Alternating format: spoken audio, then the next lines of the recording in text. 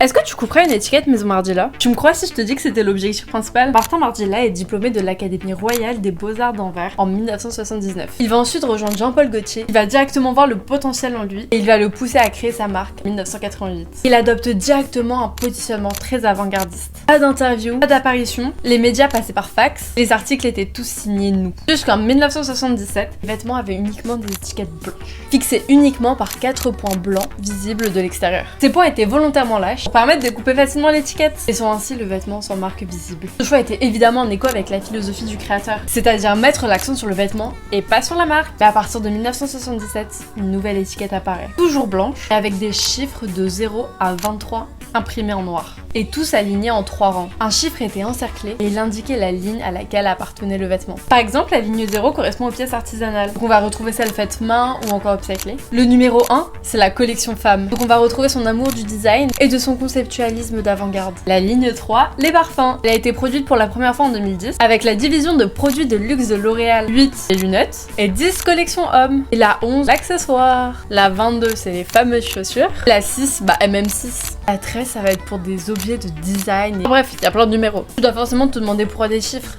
C'était un peu son langage codé. Elle allait valoriser l'exploitation intellectuelle. En gros, ceux qui savent connaissent la symbolique. Et là, t'as littéralement un sentiment d'appartenance parce que tu fais partie des connaisseurs. J'espère que t'as retenu tous les numéros et que surtout cette vidéo t'a plu. Bisous!